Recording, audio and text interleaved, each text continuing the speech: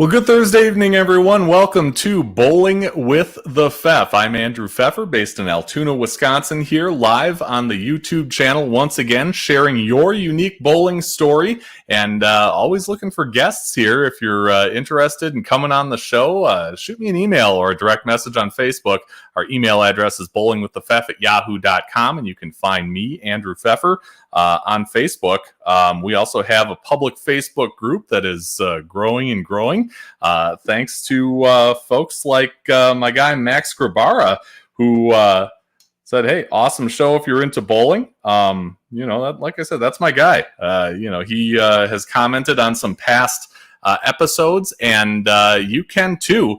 We've got 36 of them on the YouTube page, and we hope you will check them out. Let us know if you have comments or questions, and we'd be happy to answer them. Even if you're watching on replay, shoot us a comment. We'd love to hear from you. Again, your unique bowling story is kind of the thing that we do around here, and we hope it's going to be growing and growing as time goes on. My guest tonight is coming from Winter Haven, Florida. His name is Janawicz. He is a 3-time Eagle winner, USBC Hall of Famer, and 9-time Team USA member. John, welcome to the show. Yeah, thanks a lot for having me, Andrew. Appreciate it. Yeah, you bet. We appreciate having you here to tell your story. I've crammed in a lot of material on here from, taking it mainly from your USBC Hall of Fame speech 3 years ago, and we're going to get to that in a bit. But you got to let me know, what's the deal with these social media posts that I see from you all the time, where you're across the table from somebody else in bowling, like in a restaurant? I don't know. I mean, that's just something I just started doing a while ago. And for me, it's just a good way to, catch up with a lot of your friends more than anything else, in an environment away from bowling. And I like to think I'm kind of a little bit of a foodie. So I figure that's probably a good place to do it, in a little bit more, relaxed environment, and, be able to enjoy some good food with, some of my longtime and close friends. Yeah, and like I said, you've got some big names that have sat down at these tables with you. Do you have any, maybe someone who showed up and it was a surprise to you and ended up in a picture, or a great story that comes along with one of those?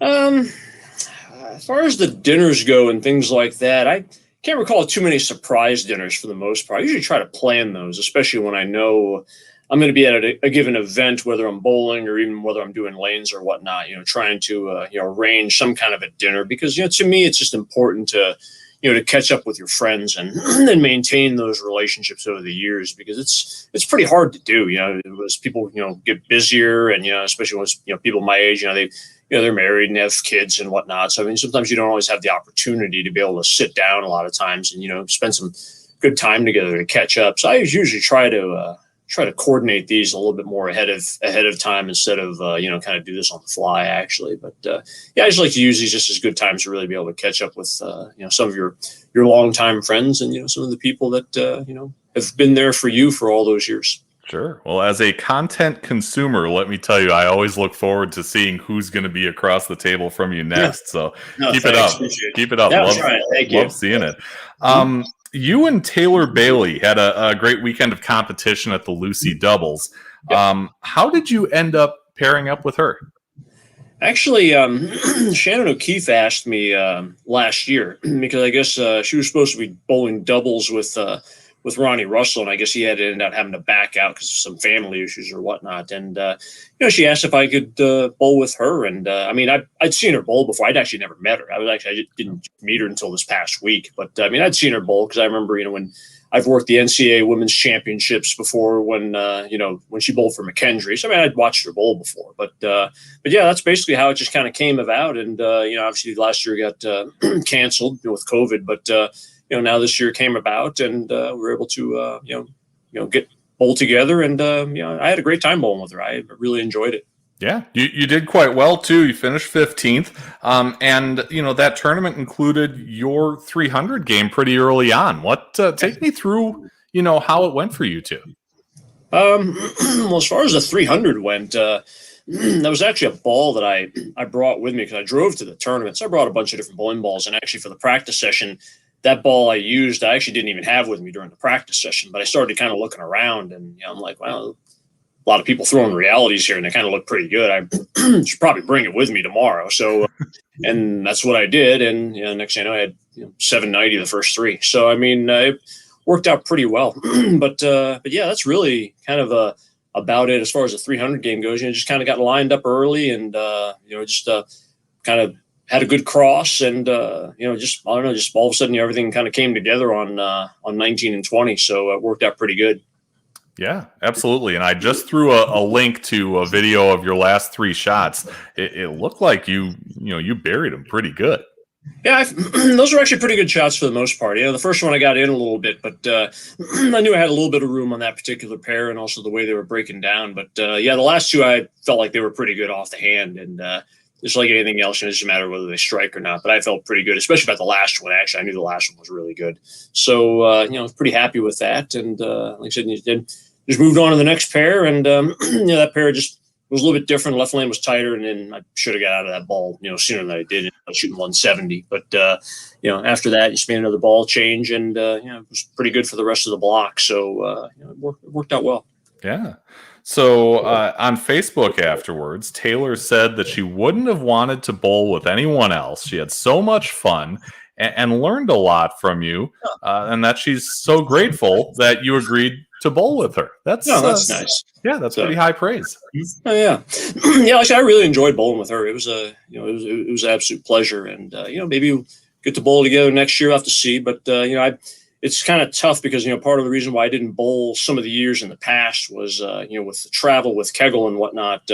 Usually I was in Europe around that time in the first 3 weeks of July, and obviously with the way things have happened the last 2 years, those tournaments had they obviously got pushed off to next year. So I was actually around more, where it was made it easier for me to prepare. But I really enjoyed bowling with her, and maybe if the schedule works out well, and she's actually willing to have me, maybe I might work it out for another year. Yeah, absolutely. I really enjoyed this picture that you threw up of you two and you in that classic Power Torque shirt, and I love it because I had that exact shirt as a junior, and I was hoping to bring on a picture of my old probably stained shirt, but I asked Ma Fef, and she said, nope, there's nothing of yours in the closet, so it's long gone. But why did you wear that one at the Luci?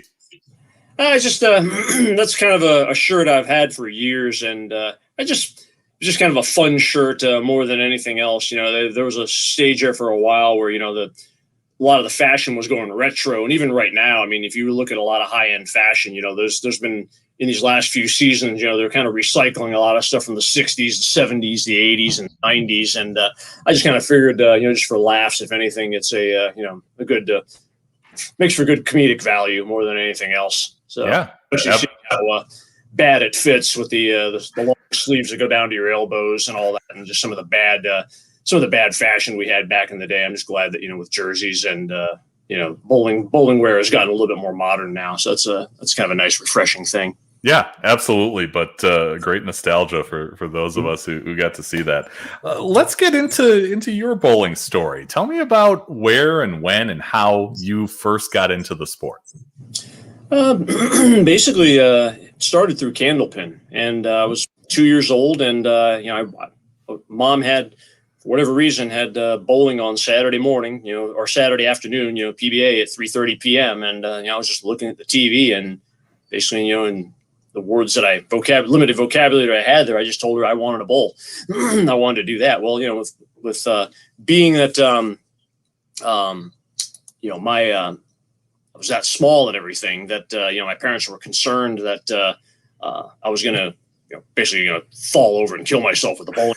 So they started me on candlepins, and like I said, that basically was how I started bowling, and we just kind of went from there. So, like I said, that's basically how it all kind of started. And then when I got to 8 years old, my parents moved down to Florida, because my dad worked for Southern Bell or AT&T. Oh, it was New England Bell or AT&T at the time, and we moved to Florida, and there was no more candle pins. So he said basically, you just have to learn how to bowl with the big balls here. So, and that's basically what ended up happening. So, yeah.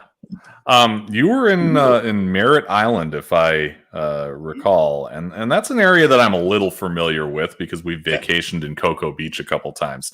But tell me about the bowling scene down there. What was it like when you got started? And we're talking about the 1980s, which is a time that's near and dear to my heart because that's when I started.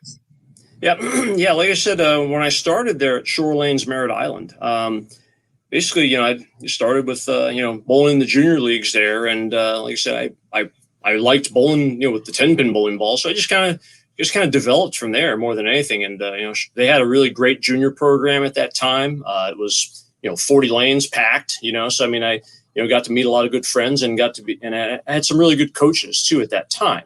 So, it worked out pretty well. I had there were a lot of guys there that had associations with the PBA tour, like Skip Hintz and his wife Shirley. They were really helped me out and were a huge help early on for in my growth as a player. And also Skip Tucker, who was a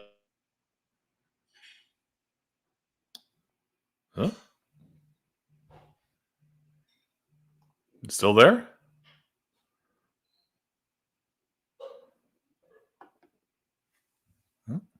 Looks like might be having a little connection issue there. I'm hoping we can get him back here in just a second. Again, talking about his beginnings in Merritt Island, Florida. If you're not familiar, Merritt Island is kind of by the coast. I mentioned Cocoa Beach, which is right along the coast there of the Atlantic Ocean. Nope, he dropped off. Hopefully he'll be back with us in just a moment. Just off the coast of the Atlantic Ocean, and Merritt Island's pretty close. I'd say kind of adjacent to Cocoa Beach, so one being almost a suburb of the other. And John joining us from Winter Haven, Florida, if I didn't mention right at the beginning, that is kind of in between Tampa and Orlando. So in that central Florida, kind of shading to the western side of the middle of that state. And like I said, hopefully we can get him back here in a moment. We'll see if we can either get him on the line or on Messenger here. Oh, there he is. Got him back. Hey, sorry about that. I'm here at work, and apparently we decided to just do a mandatory reboot and didn't even realize it. So, surprise. My apologies on that one. No worries. But where I was at, when we were talking about the junior program, I had a lot of really good influences. I had Skip Tucker, who ran the pro shop there for many, many years, and he was really a big influence on me as well, too, for developing into the player that I am too, because he had 9 PBA regional titles, I believe, and he made a couple master shows. I mean, between those, just between those and many, many others, I mean, those were a couple of my early influences that really helped me, get to where I am today. So. Sure. Was there anything, maybe a vivid memory, something that really stuck out about either physical game, mental game, that those coaches kind of imparted on you that you really take with you even to this day? They definitely helped me out physical game wise and whatnot. Like I said, I know they did try to help me with the mental game, but I think, when I was in my teens and early 20s, I was probably I was a little stubborn. So and I think that ended up haunting me for about the next decade after that. But fortunately, I was able to overcome a few of those things. But like I said, they really helped me physically also. And not only that, but, I helped work with Skip in the pro shop. So I got to, I drilled my own bowling balls there when I was, a late teenager as well too. And, got to experiment with layouts and things like that. He really helped me and gave me some freedom to be able to kind of, do some customers' balls layouts and also, do resurfacing and whatnot. So, I mean, he was definitely a pretty big influence on me and, as far as getting me kind of going in the right direction. Sure. Most of us have heard you referred to as JJ these days, but back then, how did you get to be known as TQ? Oh yeah, that was actually Skip Tucker gave me that nickname, and basically it stands for 20 questions. Because when I was in the pro shop, I was always constantly asking him things about layouts and surfaces and, why are you doing this? Why are you doing that? And so he just started calling me TQ for 20 questions for short. And that's basically how that nickname kind of stuck with me all throughout my Brevard County years was, just through that, because I was just always curious of, why he would do certain things and, why would he move here? Or, like when it came to bowling or, why would you use this ball or, why would you, use this surface or lay it out this way? Or, I was just constantly, how would you, how do you use the dodo scale and, properly? And, so, I was just constantly just bombarding him with questions for years. So, that's basically where that stemmed from. Cool. You went to the University of Central Florida. Did you bowl competitively there for a team or just on the side? No, that was before they had a bowling team. I think I was about 4 or 5 years shy of that window, but before that started. But no, basically, it ended up working out where I just bowled a lot of weekend tournaments, and fortunately, I had some early success. In my career, I ended up winning the Bowler's Journal when I was 18, in 1991. And that resulted in some sponsorship from the proprietor, Skip Hintz, and his wife, Shirley. And, as a result, I was able to bowl basically kind of all the high rollers, a lot of the mega bucks, and then a lot of the other bigger paying tournaments that were around that time, like the Annie Vera Papa in New York and the Santa Claus Open in Edmond, Oklahoma. And I was able to get a lot of experience that way. So, while I didn't bowl collegiately, I kind of went the school of hard knocks, which actually in the end worked out pretty good for me as well. So, but yeah, I guess technically I still have 4 years of college eligibility. So if I decided to go back to school, if anybody just needs a 49-year-old freshman, I could probably help them out, maybe. So. See, and I've, that's a question that I asked to Sean Walkner when he was on this show, if I had eligibility left, and he determined that I have 1 year. So, yeah, you at 49, me at almost 44 here. Maybe we could form a super team somewhere along the line. That is, I'm not in that class. And and when I asked him, he mentioned that there are many UW schools that that need people willing to bowl. So I think I got the hint. To win an event like that as a teenager, the Bowler's Journal had to be just unbelievable. I mean, I think back to to bowling at that age myself, but never coming even close to an accomplishment like that. What's it like to have that kind of success at such a young age?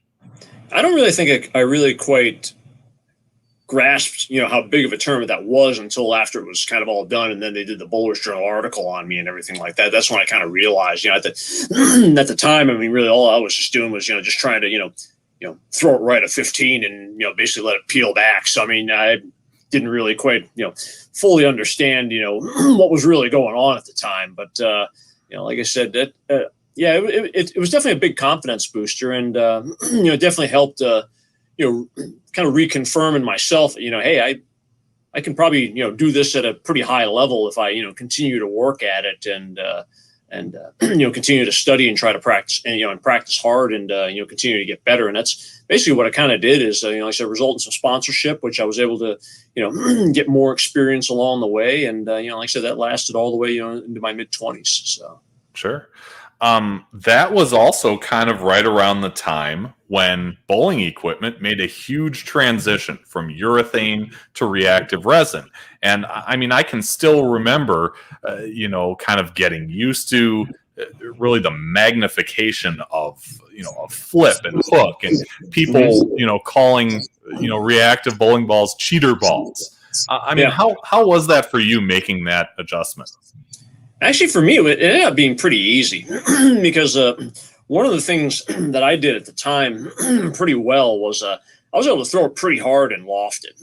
And, at that time with, patterns being a little shorter and them being a little bit softer, I mean, really, that was a pretty, that was a nice advantage, to be able to have that ability to just throw it like 20 miles an hour and still get some revs on it. And I could just, stand farther to the left and just keep wheeling it to the dry. And I'd use my ball speed to basically help soften the wet and the dry, because were a lot of my friends and in general, I mean, a lot of people, they threw it a lot slower back then, and that's where guys had a lot more trouble, especially guys that had hand and didn't have a lot of ball speed, is they couldn't control it.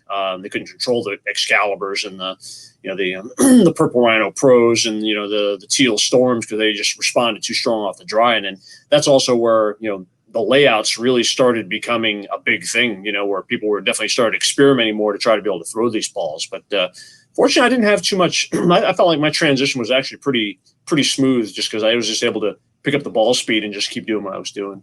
Yeah. You bowled with a couple guys from Wisconsin when you started bowling with the USBC Open Championships, and then then the ABC Championships back then. Yep. Did you know them before you first bowled on that team with them? I did not. No, I'd actually met them for the first time in 1991 in Toledo, and I'd heard from the stories from Skip Hintz, who I bowled with during a lot of those years, about Jack Connaughton and Jim Pault, and they'd always said these are some really good players, and as soon as I started bowling with them, it didn't take me very long for me to understand it. Yeah, these guys can bowl, and especially with Jack being a former AMF World Cup champion, and Jim being a very, very solid player all throughout Wisconsin for many, many years. I mean, those guys, especially the first 5 to 10 years that I bowled with them, I mean, they were always solid for 1,900, 2,000 all events every single year, whether they were hard or whether they were easy or whatnot. So, I mean, they were very, very skilled players. And I was very fortunate to be able to learn a lot from them. And, for them to take me under their wing and be patient with me, because, I still was pretty raw at that time. And, but yeah, I mean, they were just fantastic to bowl with. So sure.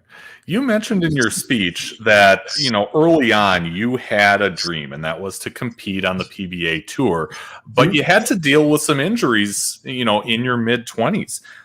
What happened, and how did you come to grips with the fact that, hey, this is not, in the cards at that time? Yeah. Yeah. I mean, it was a shot at, it was December 19th, 1995. I still remember like it was yesterday. It was a Tuesday, and I was subbing in the league, and just threw one shot and had this really sharp pain just shoot right up the back, right up my lower back, right up to the back of my neck.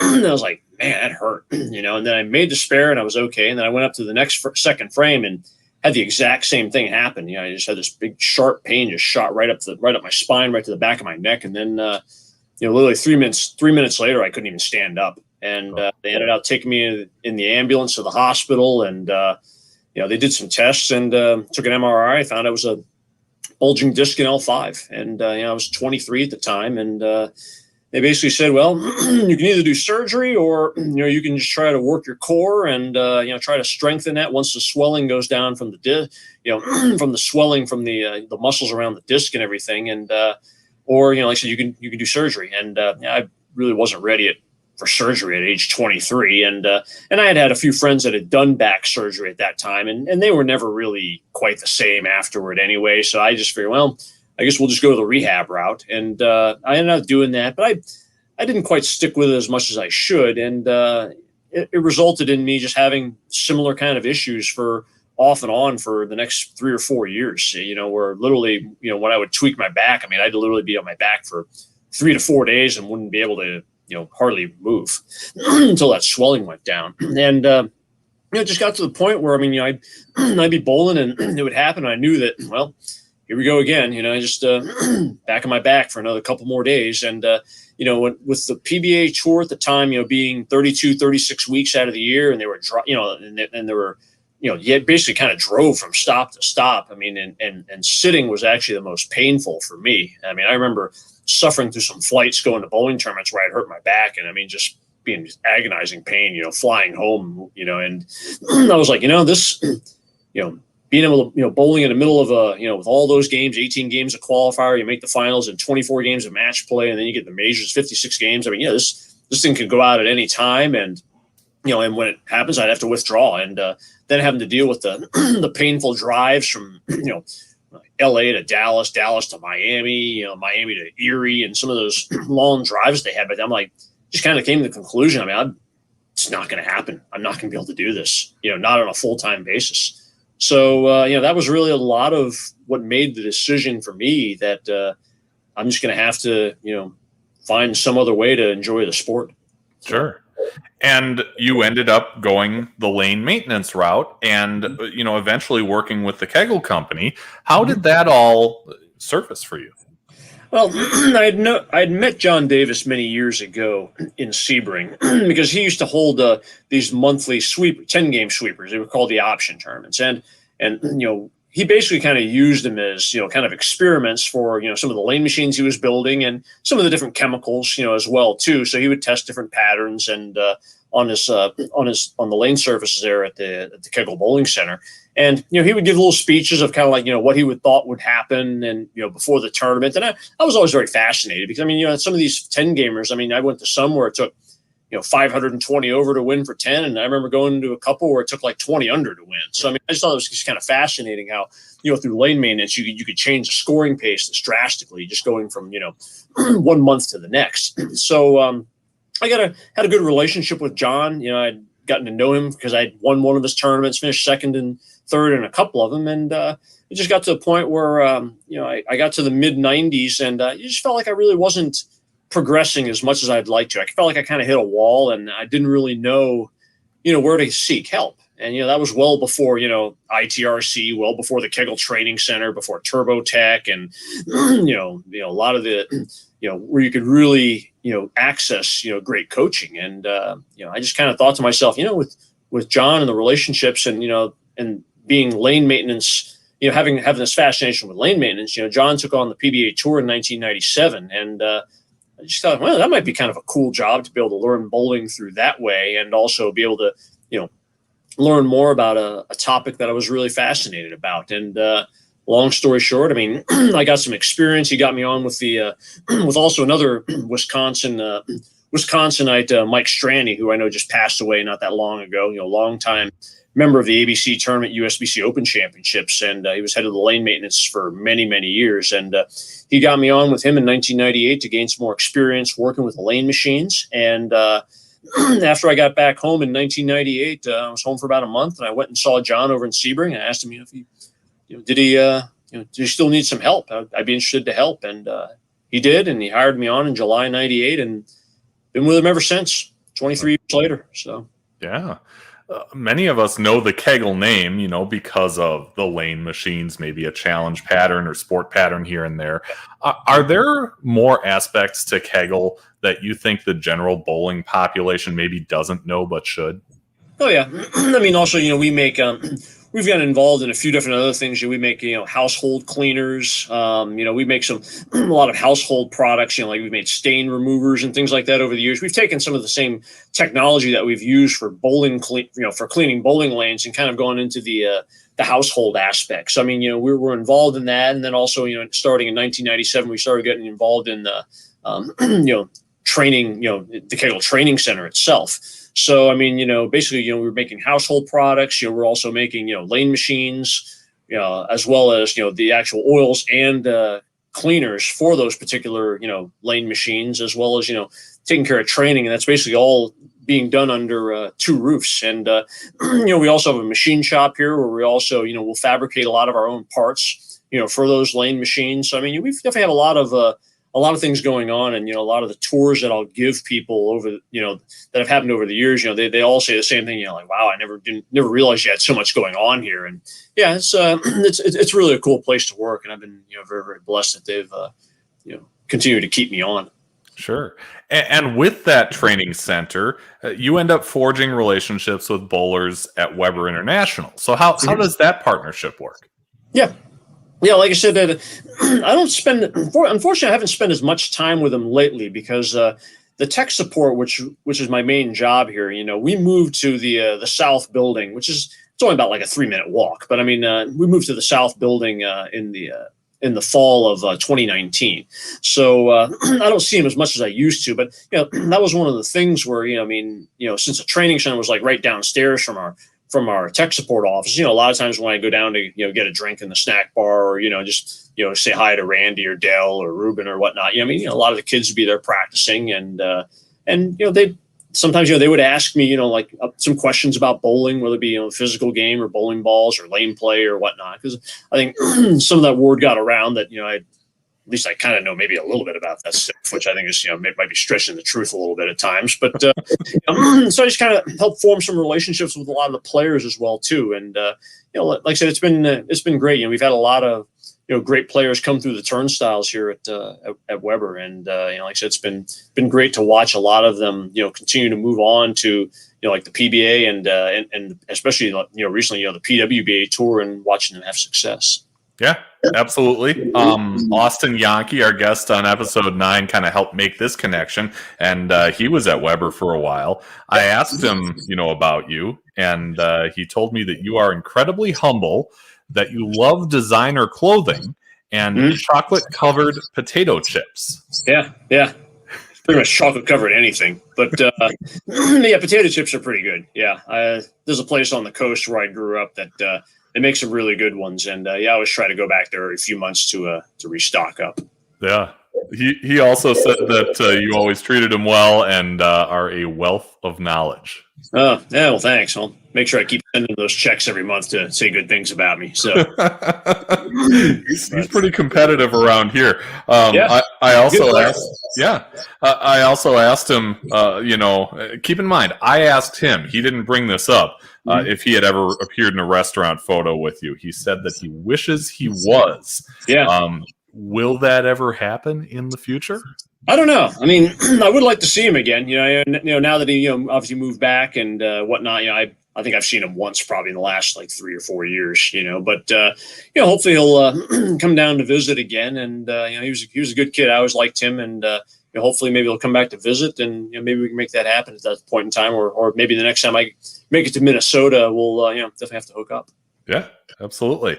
One of the guys that you bowled with in the Open Championships is the late Pete Couture.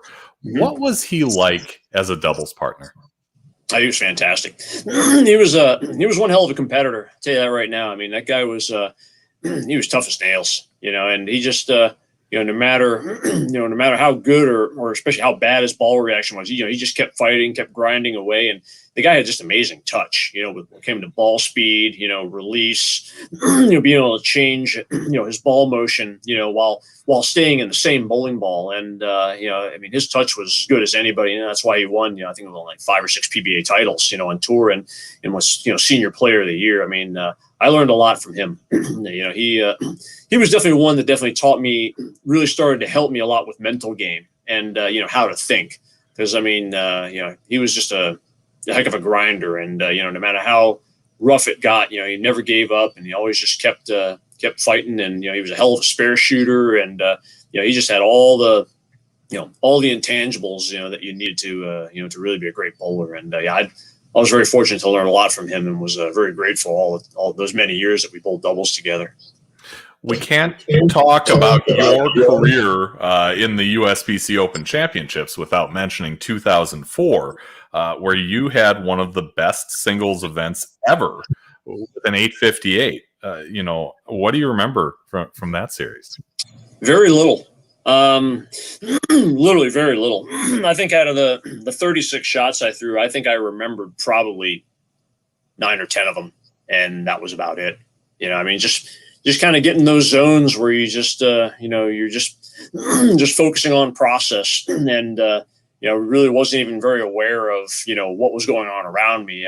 But I know after the last shot that I threw, where I flat 10'd, on the fill ball, I kind of turned around and I realized, there was like 200 some people, watching at that time. And I was like, wow, that was quite the, but I had no idea there was really that many people there. You just kind of get focused in those little zones, and, all you're just focused on is just, making a good shot and, and just making sure, if anything, you just keeping up with the transition with the moves and everything. But, other than that, you're really not thinking about much of anything. And I think as a result, I don't remember much for anything, but Norm Titus or Skip Hintz or any of those guys would probably be the better judge because they were there watching it. So Eric Pearson, also another Wisconsin native, he would be another good one because he watched it as well too. So those are probably some of your guys that would be probably a little bit better to better than I would to probably give you a better gauge of what happened.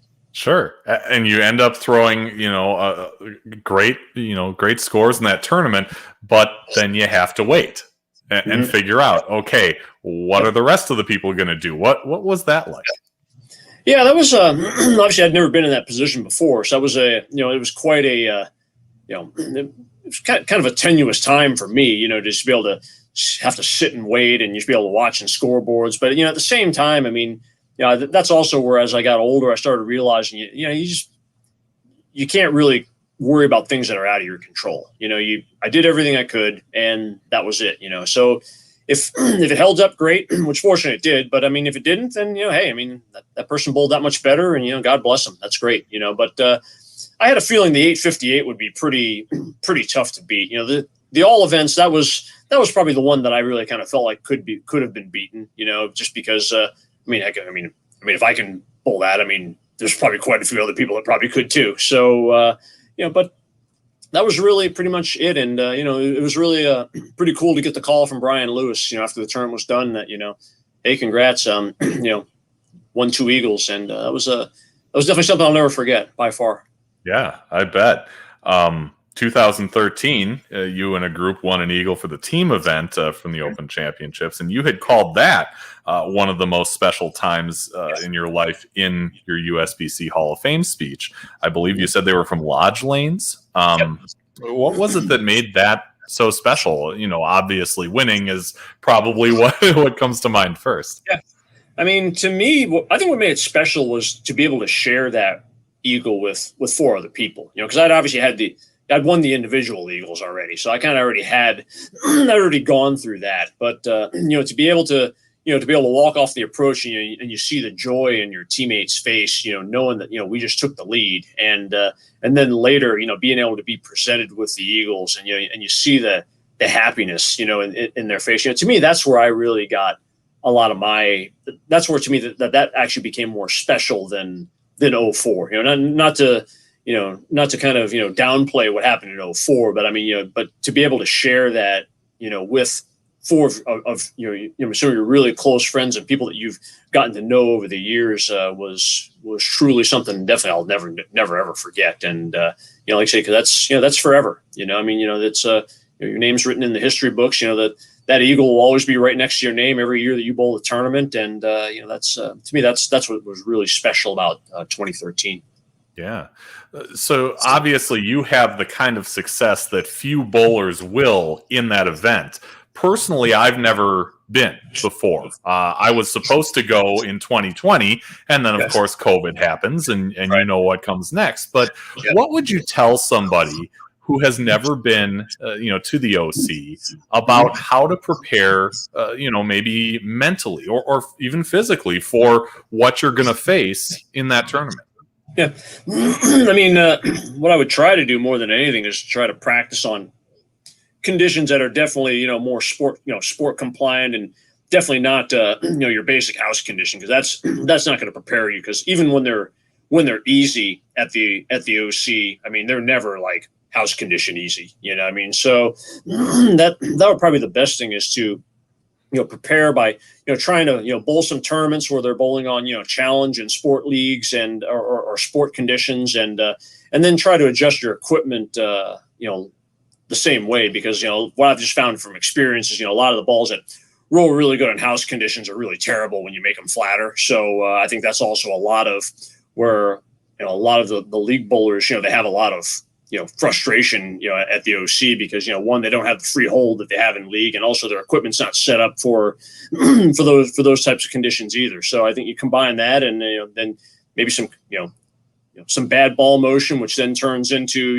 a little bit of panic and some missed spares. And, next thing you know, you can be shooting, sub 500 sets pretty easily from, players that average 220, 230 in league, quite often. So, I mean, that's probably just the things I would probably, just probably prepare for is just to bowl on some conditions that are a little flatter, and then, try to adjust your equipment likewise, and, try to gain some of the knowledge and help from your local pro shop operators, and, any good, solid players that you can, that you have back home in your given area.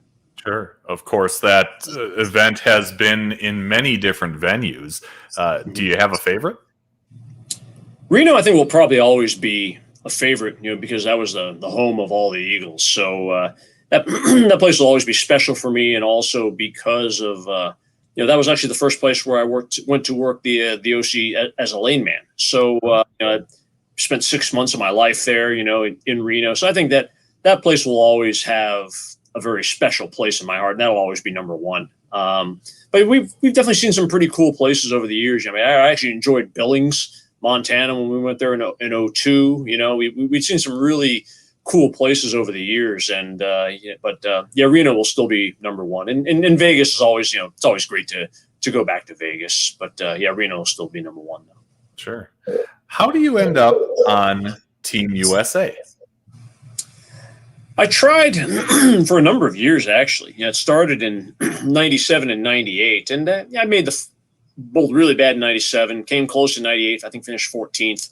And then, kind of went away for a few years there to try to learn more about lane maintenance. But I started each year starting in 04, and, I bowled 04, 05, 06, would make the top 24, but just couldn't quite crack, get over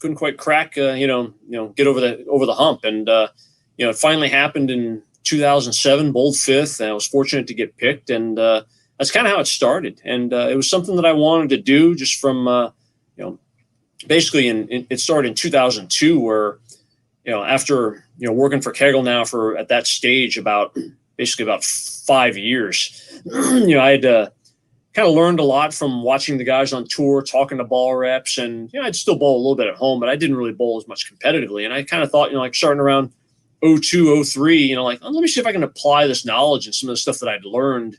And also, since the Kegel Training Center had opened up in 97 as well, too, I've spoken with coaches and things there. And I'm like, let me see if I can apply all this and see, how it turns out. And, Team USA was always something I wanted to make. It was something I always wanted to accomplish. And fortunately, I made it in 07, and been fortunate enough to make it 8 more times after that. And maybe hopefully I can make it one more. We'll see. I'd like to get to 10, but I know, Father Time is, I'm on the wrong side of Father Time's hourglass right now. So hopefully, maybe this next year in 2022 will work out pretty well. But, either way, it's been a heck of an experience, being able to be a part of that program for 9 years, and very, very grateful, and definitely learned a whole lot, from the coaches and my teammates during that time.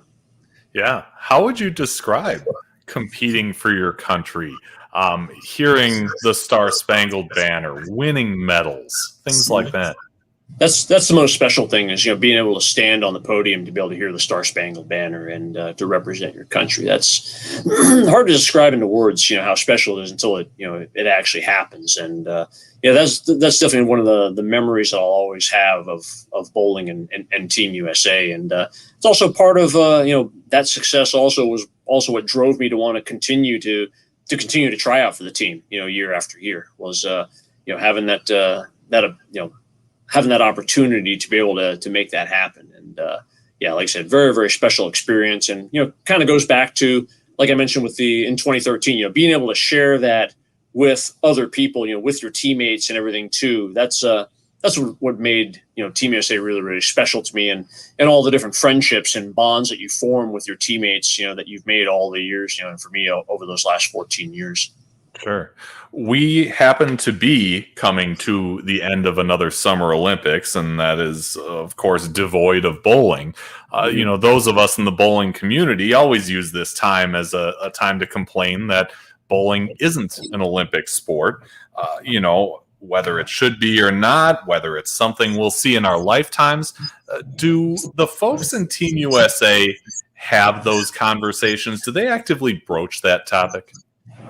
I mean, it definitely does come up. There's no doubt. I mean, and of course we would definitely love to be in the Olympics. Obviously, like for players and myself and whatnot, I mean, that's definitely out of our hands. That's definitely, the administrative part, and then also dealing with, IBF and dealing with sponsors and, the Olympic committees to be able to try to get in. So, but, hopefully, some of the changes that they've made and maybe some of the contacts we've made in recent years will help promote that and help get us into the Olympics. Because, I mean, if we do, I mean, that'll only be, that'll just be great for the sport and the industry, to be able to have the support, all the way around. And that'll be just great for bowling, period. So hopefully it'll happen. Like I said, I'm, like anything, you just got to be optimistic. But it's been tough to, when you see some of these other sports in the Olympics and you're like, really, we're not in. And, you see, some of these other ones that are in, it's just like, I don't know. I mean, from a skill standpoint, we're just as skilled, like I said. So, like I said, hopefully, hopefully in the few more years, I mean, like I said, it won't happen in, for me where I'll be able to take advantage of it. But, hopefully for at least if anything, for these next couple of generations, for their sake, it'll happen. Yeah. So all that success in the USBC Open Championships, combined with these years on Team USA, 3 years ago, you end up becoming part of the USBC Hall of Fame. How did you find out? I ended up getting a call from Frank Wilkinson. Said that came through left a message, and I was like, wow, I usually don't get a call from USBC presidents, for I'm not sure if it's really good news or bad news, but he told me, and I was like, wow, that was something else, like anything, that was never really an early goal of mine, was to make the Hall of Fame. But I did know, though, like when I got to 2004 and winning 2 Eagles, I knew that was a big piece of the puzzle for getting in. And I just kind of thought, well, you know what, let me just keep working hard and, Team USA, keep bowling the OC, keep plugging along, and maybe someday it'll happen. And it is nice though to see that all the years that you spent sacrificing and practicing and working hard and trying to get better and trying to get smarter. It's good to get recognized for that. So, but yeah, that'll always be one of the the crowning highlights of my career, no doubt. Just to see to have accumulation of the body of work being recognized like that. Sure. During your speech, you mentioned how happy you were to be going in at the same time as Coach Jerry Edwards. Mm-hmm. What makes her so important in your career and your time on Team USA? Yeah, she was my first coach on Team USA, and like I said, as a result, I mean, we formed a great bond, and to this day, we still, talk to each other, here and there, and keep in touch with, how we're doing. And I mean, she's just one of the most wonderful people that, you'd ever be able to meet, so, and, she'll always be very special to me. And like I said, for that was also to be able to be inducted at the same time with her.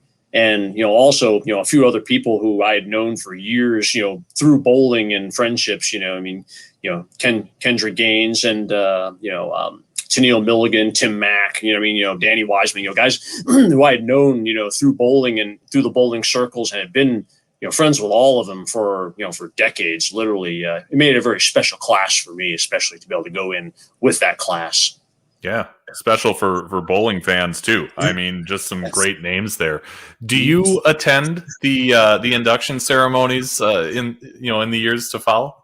Yeah, I've attended all of them so far. I mean, I attended 19, and then obviously after that we've been on hiatus. But I definitely wanted to attend 19, especially. It was really kind of cool to be able to come back and almost kind of like the OC champ, the OC, where you get you come back and you see the Eagles, by your name, and kind of the same thing, to be able to be recognized again, as a USBC Hall of Famer is a very special thing. So I have all intentions of continuing to attend year after year, because also it's great to be able to catch up with a lot of these friends and the people that you don't always see all the time, and especially after this these last couple of years. I mean, over the last with COVID and everything, definitely gone a little bit longer than normal of being able to catch up with some of your longtime friends. So yeah, it's a great way between that and usually being tied around Bowl Expo convention, being able to meet up with and catch up with a lot of your friends.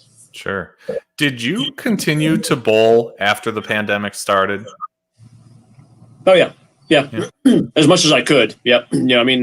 Like anything, we were shut down for a little while, so we had to, kind of make do with, with what we had. But yeah, as soon as we opened back up and everything, and I had the ability to, to bowl, I was definitely, in the training center and over here at the lanes behind me here, just practicing as much as I could to stay sharp. So like I said, just tried to take as much of advantage of that, and also, it's always nice to be able to learn, sometimes in a quiet environment, because, sometimes, the training center can get kind of busy and whatnot. So to be able to just kind of go in and, just be able to kind of just be you and, just you in the lanes is, I've always had taken a lot of solace in that. So, but yeah, I tried to, practice as much as I could, as long as I was allowed to, via CDC rules and, Kegel rules. Mm-hmm.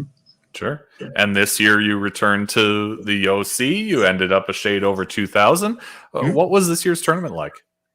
It was actually really good. I mean, I'm pretty happy with 2,000. I mean, I felt like it could have been a lot more, based on some things that happened, and also the way some things were kind of transpiring in doubles and singles. It could have been a lot worse. So I'm actually pretty content with that. So, but yeah, I mean, they were a little bit softer this year. There was definitely a little bit more hook upstairs in the plaza, on the team event, and same thing with the doubles and singles. With the surface at the bowling center, being a little bit older, there's already a little bit more hook built into the track. So I already kind of felt like they'd be a little softer there, which they were. So, but yeah, it was nice to be able to return back, after a 1 year hiatus of not being able to bowl that. So, but yeah, it was a good tournament, and no complaints. Definitely looking forward to going back next year.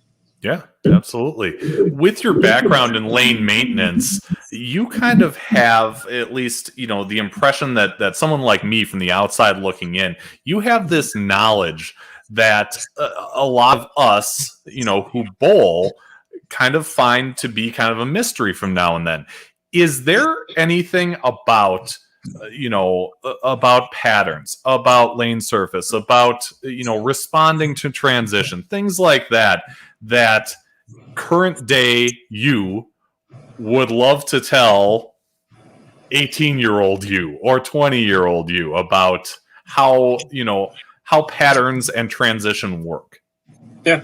I mean, the big thing is, I definitely wish I was a lot more knowledgeable about this when I was younger, and spent more time studying, what happens past the foul line more than anything else, being more detailed with equipment, understanding, RGs, differentials, track flare, and, when to use certain bowling balls, and then understanding different lane surfaces and how they affect, and their age, how they affect your ball motion and transition. And then also continuing on to, how crossing with certain people, and, how transition, depending on who you're bowling with and who you're following. And, that's definitely stuff that took me a lot longer to learn than I would have liked to. And even though in the end, I think it's turned out pretty well, for my career, still, like anything, I always try to pass on as much as I can, to, some of my friends and, people that ask, if they have questions about those kind of things, that's stuff that, I try to at least, shed a little bit of light on, because, the more knowledge that you have, knowledge is confidence. And, if you can make, especially at the elite levels, when decision making and making the right decisions has way more influence on than how well you actually throw the shot, that's huge. So, especially the way the game has evolved now, like I said, that's definitely a massive part of, your success or failure in this game. So, that's definitely something that, I definitely would tell the younger me is to definitely, be more in tune and really study, the finer aspects past the foul line more than anything else when it comes to equipment, understanding patterns and lane surfaces more than anything else. Yeah. And here we sit on, the cusp of another bowling season. So, what does that look like for you? How many times do you find yourself, bowling maybe in a league or anything like that in the coming season, and tournaments? And what does your immediate future look like as far as competition? I always stay pretty active on the weekends. Honestly, I haven't bowled league in 8 years. So, no, I just, just myself, the league environment. I love the people that I used to bowl with and everything, but there were just a lot of other things, especially with my travel more than anything with Kegel. I mean, like the last league season, 108 games. I mean, I bowled 57, and it's just not really fair to my teammates having to get a sub every other week. And that was really one of the main reasons, that I kind of stopped bowling league, because my travel, schedule with Kegel just was, was, until COVID, quite hectic, when it came to doing lanes for tournaments, and combine that a little bit with, the little bit of bowling that I did, on my own too, traveling, bowl the OC and, some other tournaments as well, the Team USA events. So, but yeah, that was really, pretty much going to be my coming up, in the coming months, is just, preparing. I'm planning on bowling Team USA trials again, and I'll just be bowling a lot of weekend tournaments to kind of get ready for that. So that'll be, probably more of my preparation more than anything, over the next coming months through the rest of the year. Sure. When we see, PBA bowling, be it on TV, on a streaming service, and, you see how the shot is laid out, how, the competitor's equipment is responding to it, how carefully do you watch that? Are you watching more as a casual fan, or are you analyzing, what's going on out there? Oh, I'm analyzing a lot. And I think that's one that's just part of who I am. And two, I mean, being in lane maintenance, I think that's, to me, that's how you learn. That's how you become better at lane maintenance, is, you actually watch what the finished product looks like. And, whether, is this ball motion what you were trying to achieve based on this particular lane surface? And did this meet the requirements of, what maybe the tournament director, or what they were looking for, or the proprietor, or whatever it was, the objections of trying to, maybe get a certain scoring pace, or balancing left, right, whatever it is, that's, by looking at that, that's from a lane maintenance standpoint, that's how you learn, is by watching. And, by then knowing, what you programmed in, you can kind of take some of that knowledge and try to, remember that for next time. And I think that's, one of the biggest advantages that we have at Kegel here is, we've taken care of, thousands of tournaments. I mean, probably literally over the years. And, we just have a good knowledge base and, database, to be able to tap into of, some things that probably will work and won't work in given environments. But yeah, I'm always like I'm watching the PBA. I mean, yeah, especially considering I'm still reasonably competitive myself, I'm always, watching that very, very closely. Yeah. So this is a part of our program that we call Off the Sheet. And in this, we ask you to challenge somebody else. And skill level, is kind of out the window. It's, somebody who has a unique bowling story to tell and is passionate about the sport above all else. So, John Janawicz, who would you like to challenge to appear in a future episode of Bowling with the Fef? I probably want to say Tom Jahnke Jr., because being the experience that he's had with Weber, and also winning an intercollegiate singles and being part of a team championship. And, he's a really solid player, making junior Team USA. I mean, he's had some really good success early in his career. And, also he does some work in the summertime for us too, as well, for batch testing. So I think he'd also be a pretty good guest to have, and could also, give you a much more younger perspective than I probably would be able to. So.